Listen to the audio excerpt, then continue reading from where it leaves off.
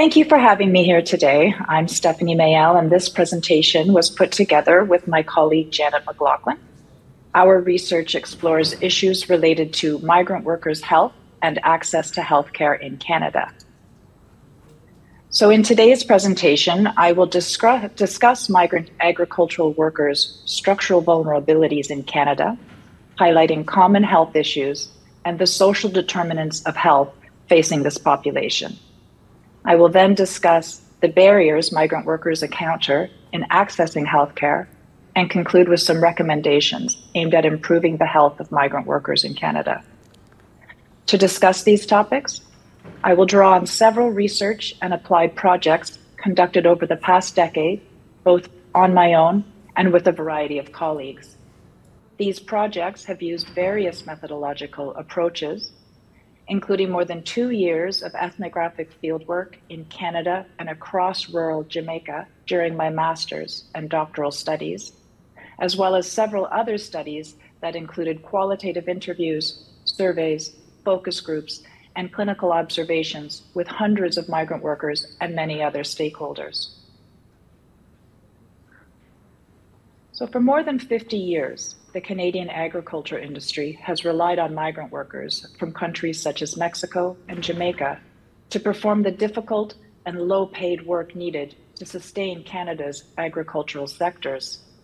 In 2021, amid a global pandemic, nearly 62,000 migrant agricultural workers were employed in Canada, approximately 27,000 of whom worked in Ontario, the province that hosts the greatest number of migrant workers and where both Janet and myself have conducted most of our research. Canadian employers can hire migrant workers under one of 4 substreams of the Temporary Foreign Worker Program. The largest stream is the Seasonal Agricultural Worker Program, and in 2019, approximately 30,500 seasonal workers were employed in Canada, of which 70% arrived from Mexico, and the remaining 30 were from participating Caribbean countries.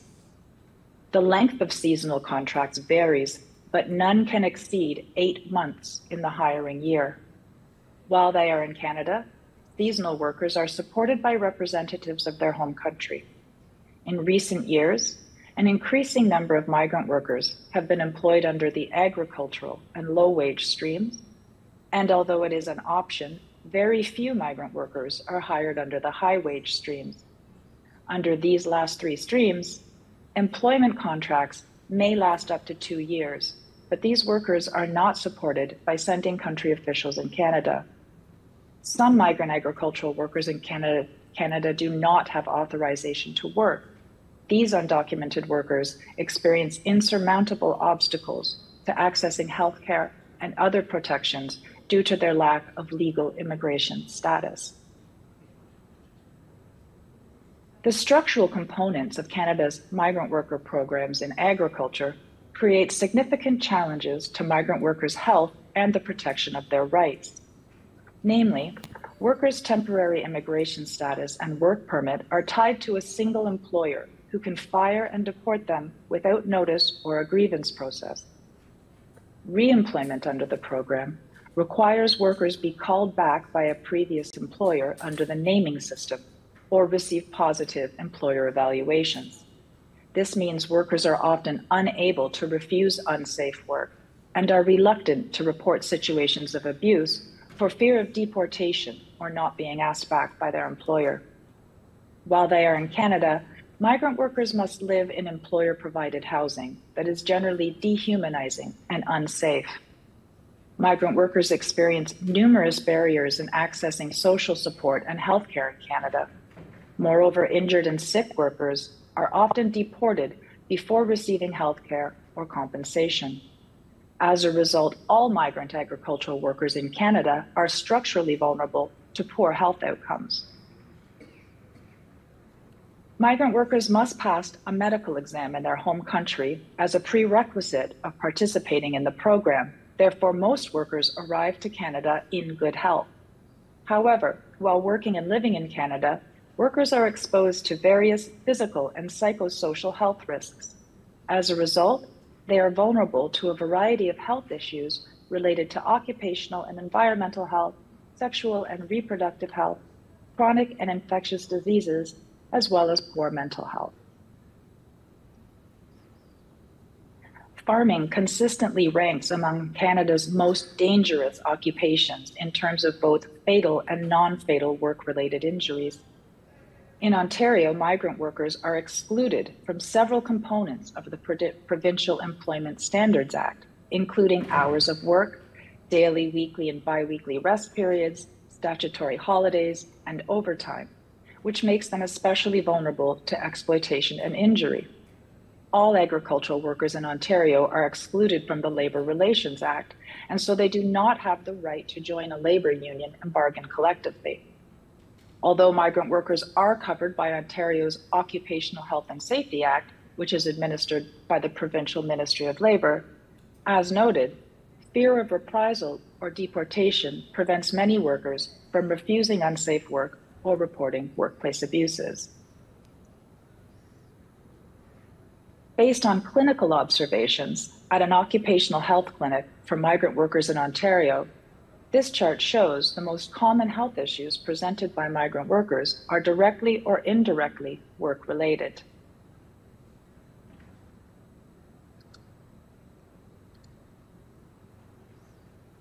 The pain of prolonged separation from families takes an enormous toll on workers' mental health. Some workers describe their work in Canada as being a sacrifice for their families, but also causing them to sacrifice their family relationships. Migrant families also suffer in the absence of a parent. In most cases, spouses or extended family members take on additional responsibilities, but in some cases, older children are left to essentially raise themselves, particularly in the case of single mothers who migrate. All of these health issues are linked to the intersecting social determinants of health faced by migrant agricultural workers in Canada, including precarious employment and working conditions, low income and social status, lack of social support and connectedness, substandard living environments and housing, limited access to health care, language and literacy challenges, gender issues, and racism and other forms of discrimination. The COVID-19 pandemic worsened migrant workers' health vulnerabilities and further impeded their access to health care and social support. So migrant agricultural workers in Canada are legally entitled to provincial health care.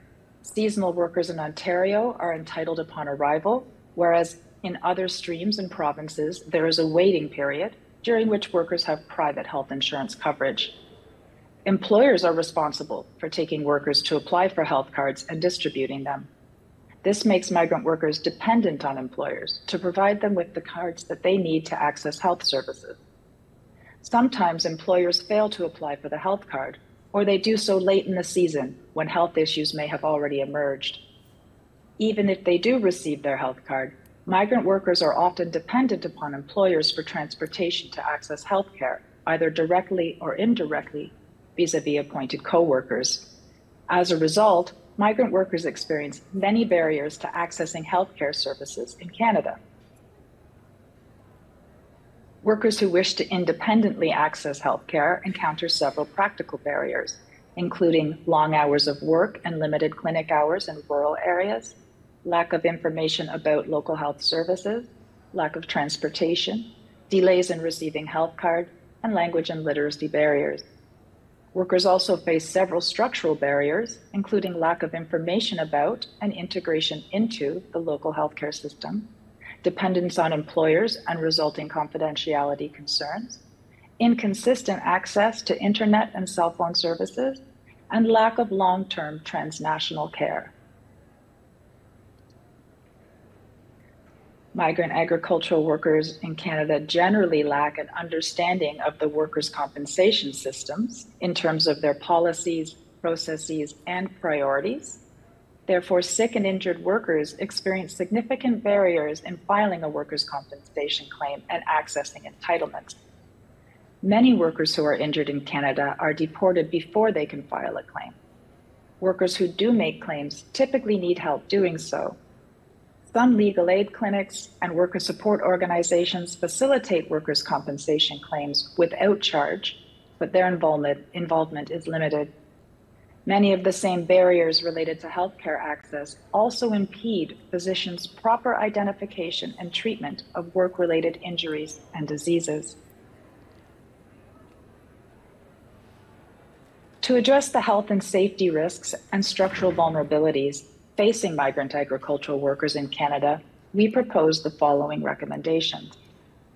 An end to closed work permits and the naming system of reemployment in favor of the development of an open sectoral work permit system that gives workers the ability to choose and change employers.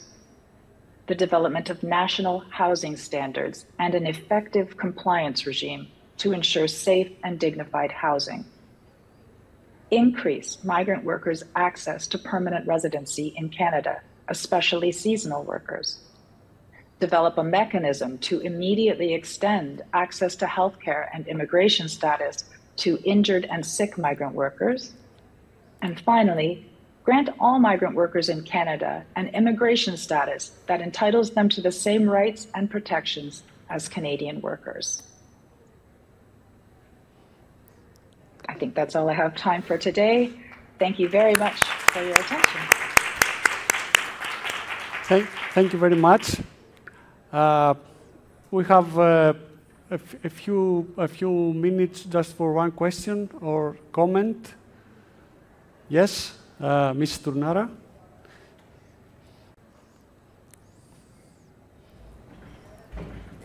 Ms. Mayell, first of all, I want to congratulate you for this amazing presentation, for all the work and the effort that you have put. This is a very, very interesting and important work. Congratulations. And I find, first of all, I want to share with you that as I was listening to you, and I'm guessing all the people around here, we have very, very, very similar, almost identical problems in Greece. And we are a much, much smaller country, so I can definitely identify with what you were saying. My question is it's a methodological one, and it is a recruitment one. How did you reach the population? How did you manage getting interviews and insights? And could you also tell us more about, if you can, about like an intersectional approach, about gender, about age, about that kind of stuff? Mm-hmm. Thank you for the question. So recruitment has been something that poses a lot of challenge to researchers in Canada because of the vulnerability and invisibility of this population. My entry point into the field was as a volunteer outreach community worker.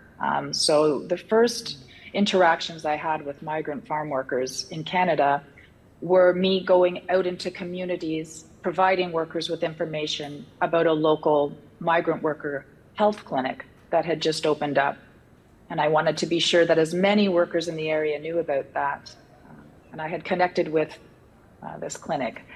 And so much of the recruitment that I have done over the years and have been able to, that has facilitated these projects, is based on very long-term relationships, very organic relationships through advocacy work, through individual casework, sometimes just through sharing a meal at a church and organizing a special event. So a lot of the time that I have spent on the ground has been engaging with workers and ensuring that I'm practically useful to them, both in terms of connecting them with information, but also facilitating their access to healthcare, workers' compensation, and other things that they're entitled to and need. And so the second question around intersectionality. So in terms of the migrant farm workers that come to Canada, most are men, but we have an increasing number of women coming through the program, especially to particular sectors of agriculture. So there is a very gendered aspect. So for example, nurseries and flower growing nurseries in particular like to hire female workers for that work. So there's this also gendered aspect to the impacts of migration. Women, especially migrating women, have distinct reproductive health needs and without access to healthcare and prolonged absence from home countries, we have seen that in some cases this can progress in poor health ways by the lack of access to healthcare for migrant women. And my research has much focused on the mental health of migrant workers. And women who, especially single mothers, who migrate and leave their children sort of on their own or with extended family, tend to suffer some of the more acute forms of mental distress here in Canada. Thank you so much. Okay, thank you very much.